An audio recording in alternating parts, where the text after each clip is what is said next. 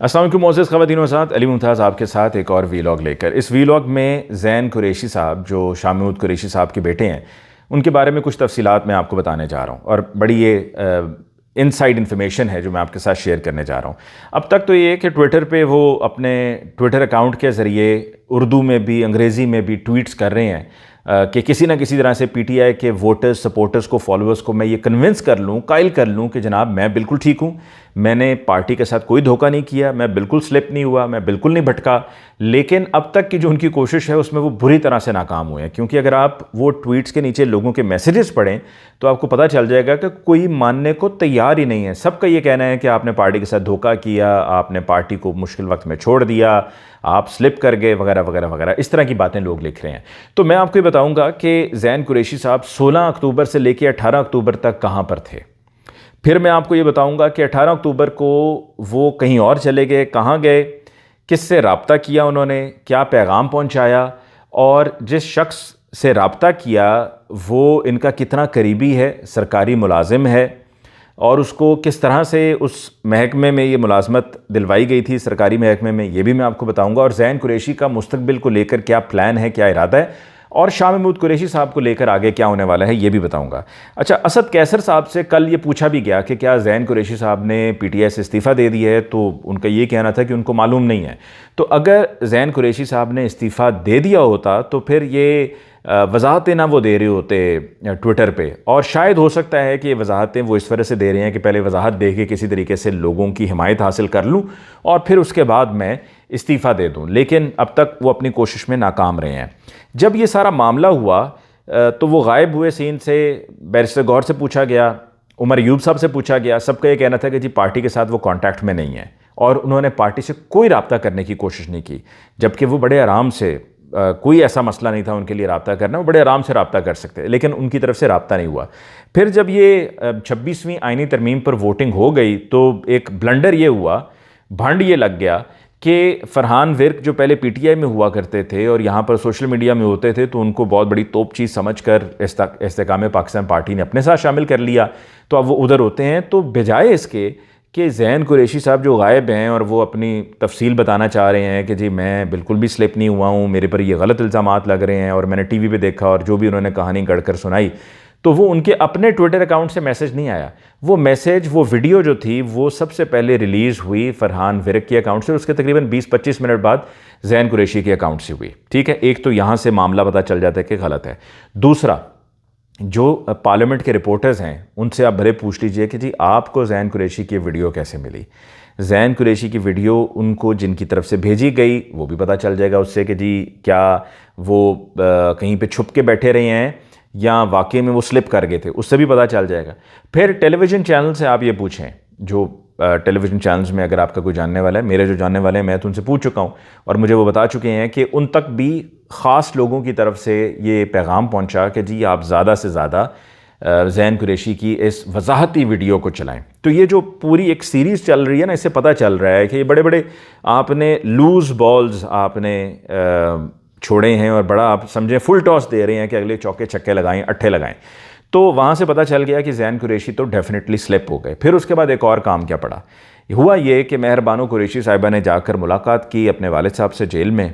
उस पर भी लोग सवाल करते हैं कि जी इमरान खान साहब से तो मुलाकात करने नहीं देते, और इधर जो शाह महमूद कुरैशी साहब की फ़ैमिली है वो जब चाहे बड़े आराम से जाकर उनसे मुलाकात भी कर लेती है। इधर खान साहब की 2 बहनें जेल में हैं, उनकी अहलिया जेल में है, लेकिन यहाँ पर शाह महमूद कुरैशी साहब की फ़ैमिली में से कोई भी जेल में नहीं गया है, सिर्फ शाह महमूद कुरैशी साहब जेल में, और उनसे भी जो मुलाकात करनी होती है जब चाहा मुलाकात कर ली। लेकिन बहरहाल मेहर बानो कुरैशी साहिबा ने आकर कहा कि जी शाह साहब ने यह कहा है कि मैं खान साहब के साथ था, हूँ और रहूँगा। और ज़ैन कुरैशी को लेकर उन्होंने कहा कि जी मुझे अपने बेटे पर भरोसा है। उन्होंने ये नहीं कहा है कि ज़ैन कुरैशी से जाकर कहो कि मेरी तरफ से ये हुक्म है कि पार्टी को फौरी तौर पर छोड़ दें, ऐसा उन्होंने कुछ नहीं कहा है। तो ये एक और मसला। 3 मिसालें आपको मैंने पहले दी हैं, चौथी मिसाल ये हो गई है। ठीक है, अब ज़ैन कुरैशी साहब जो अपने ट्विटर अकाउंट से ट्वीट कर रहे हैं, आप उनकी ये ट्वीट पढ़ लें। उसमें ये फरमाते हैं कि जी मैं इमरान खान साहब के साथ खड़ा हूँ, मैं अपने कायद इमरान खान, अपने वालिद नायब कप्तान शाह महमूद कुरैशी साहब और पाकिस्तान तहरीक इंसाफ के नज़रिए के साथ खड़ा था, हूँ और रहूँगा। हर किस्म की सूरत और दबाव के बावजूद ना मैं असेंबली गया, ना वोट दिया और ना ही किसी किस्म की रजामंदी ज़ाहिर की। अच्छा, अब जो मैं आपको कुछ देर में तफसील बताने वाला हूँ ना, उससे आप फिर खुद ही फैसला कर लें कि इनकी इस ट्वीट में कितना सच है और कितना झूठ है। मैं पार्टी पॉलिसी के तहत चलने का पाबंद हूँ और शो कॉज नोटिस का मुकम्मल हक़ाइक़ के साथ जवाब दूँगा। जो वाक़या मेरे साथ पेश आया उसकी तमाम तफसीलात, तमाम सवालात को हक़ाइक़ के साथ पार्टी के सामने रखकर अपने मुस्तक़बिल का फ़ैसला अपने कायद इमरान ख़ान पर छोड़ूंगा और इनके फ़ैसले को मनोअन कबूल करूंगा। मैं एक अजीम और बावफ़ा शख्स का बेटा हूं जो वफ़ा की अलामत समझा जाता है और वफ़ा ही हमारा शुआर है।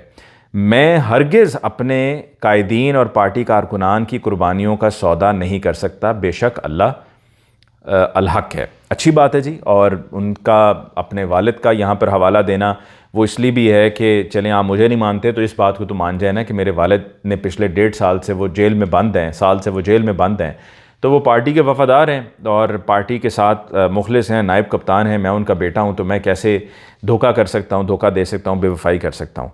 अच्छा जी, अब 16 से 18 तारीख़ तक जो ज़ैन कुरैशी साहब हैं ये थे पंजाब हाउस में।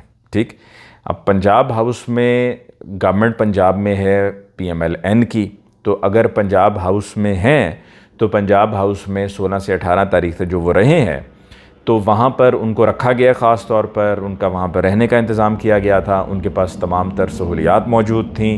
फैमिली भी यही कहती है कि 16 तारीख़ से रब्ता उनका मुनक़ता हो गया था।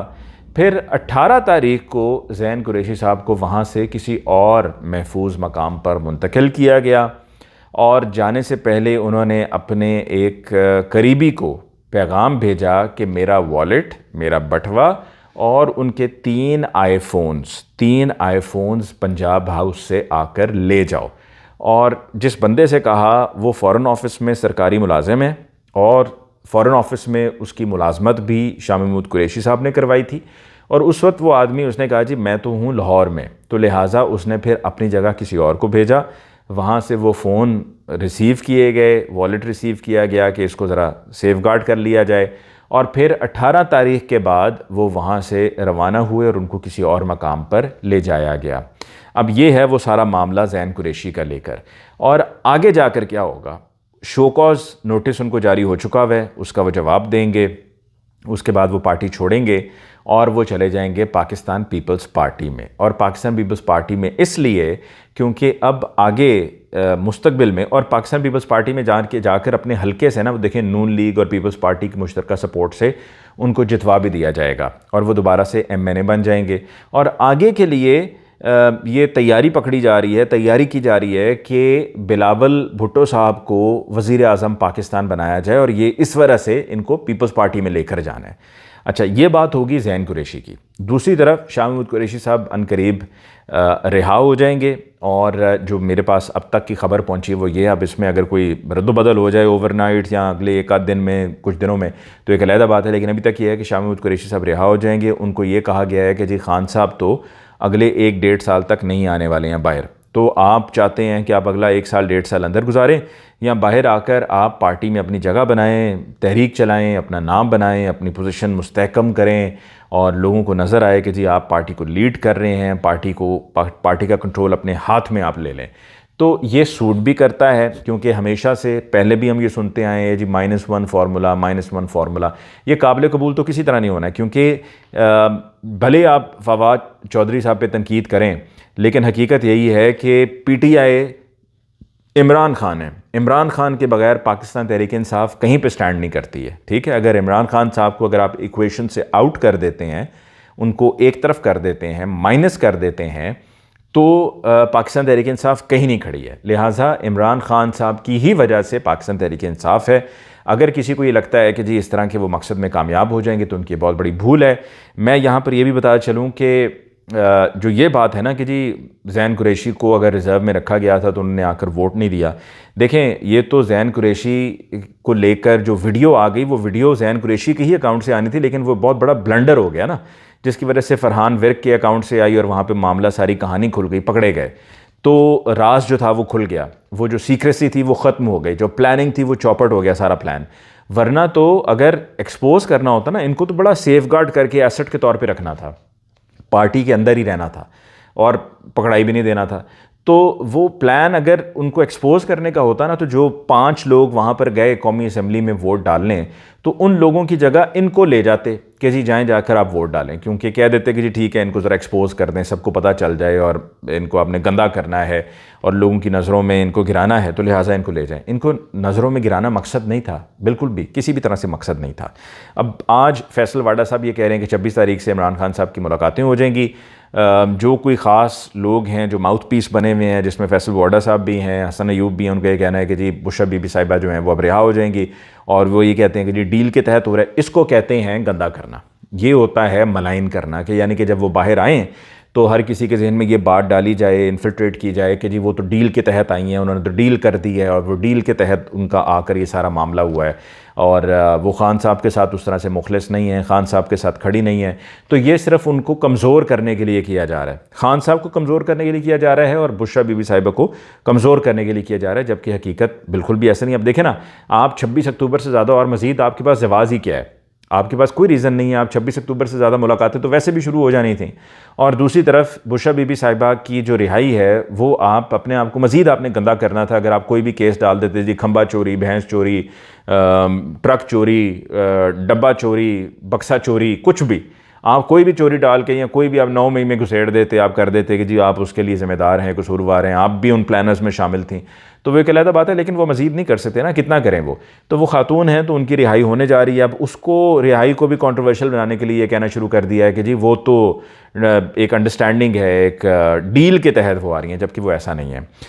आखिर में जी कुछ लोग ये भी कह रहे हैं कि मंसूर अली शाह साहब की जो सीनियरिटी पे बात करने वाले लोग हैं कि वो सीनियरिटी तो या अफरीदी साहब की सीनियरिटी थी, वो तो उस वक्त साकिब निसार साहब 2018 में मंसूर अली शाह साहब को ले आए सुप्रीम कोर्ट में, जबकि पहले या अफरीदी साहब को आना था, और अगर या अफरीदी साहब आ जाते तो या अफरीदी साहब ने सीनियर होना था। तो देखें, मैं आपको यहाँ पर बता दूँ, या अफरीदी साहब की उम्र है 59, मंसूर अली शाह साहब की उम्र है 62, ठीक है। तो इस तरह से उम्र भी ज़्यादा है मंसूर अली शाह साहब की, और 59 एज है या अफरीदी साहब की, और चीफ़ जस्टिस दोनों ही थे। मंसूर अली शाह साहब चीफ़ जस्टिस थे लाहौर हाई कोर्ट के, जब उनकी एलिवेशन हुई वो सुप्रीम कोर्ट में आए, और 4 महीने पहले आए। तो ऐसा आप बिल्कुल नहीं कह सकते कि जी वो उनको पहले आना चाहिए था, वो बाद में आए और पहले मंसूर अली शाह साहब को लाया गया और वो सीनियर हो गए, जबकि वो सीनियर नहीं है। वो सीनियर आप एज के एतबार से भी देख लें, और वो भी अपने अदालत में, अपने वहाँ कोर्ट में, लाहौर हाई कोर्ट में चीफ़ जस्टिस थे। तो लिहाजा ये जो एक आपने एक फार्मूला पेश करने की कोशिश की है, ये फार्मूला यहाँ पर फिट नहीं बैठता है। मंसूर अली शाह साहब अपनी फैमिली के साथ उम्रे पर जा रहे हैं, और जो आखिरी रोज़ है काजी फ़ाइज़ ईसा साहब के लिए जो एक तकरीब का एहतमाम किया जा रहा है, उस रोज़ वो पाकिस्तान में मौजूद नहीं होंगे। और ज़ाहिर सी बात है कि अगर वो चीफ़ जस्टिस बन जाते तो अगले दिन उन्होंने हल्फ़ उठाना था, तो फिर तो वो पाकिस्तान में ही होते, और ये प्लान उनका पहले से नहीं था। चीफ़ जस्टिस बन जाते, उसके बाद उनका प्लान का हिस्सा हो सकता था, लेकिन ये जो अभी जा रहे हैं ये प्लान का हिस्सा नहीं था, लेकिन वो जा रहे हैं। और काजी फ़ाइज़ ईसा साहब बस देख ही रहे होंगे कि कौन कौन आता है, पता नहीं कोई आता भी है और जज या नहीं आता, उनके जो कोई बहुत ही करीबी होंगे 4-5, जैसे ज़मीनुद्दीन, जैसे जमाल खान मंदोखेल, ये लोग आ जाएंगे। बाकी उसके अलावा आई एम श्योर कि बहुत से लोग ऐसे हैं, बहुत से जजेस ऐसे हैं जो उस तकरीब का हिस्सा नहीं बनना चाहेंगे, क्योंकि ये एक स्याह दौर था काजी फ़ाइज़ ईसा साहब का, जो कि अब ख़त्म होने जा रहा है। लोग उस दिन जश्न मनाएंगे, खुशियाँ मनाएंगे, मिठाइयाँ तकसीम होंगी, और लोग अपने रब का शुक्र अदा करेंगे कि ये एक मुश्किल साल काजी फ़ाइज़ ईसा का जो एक सज़ा के तौर पे था, ये साल, ये वक्त गुज़र गया।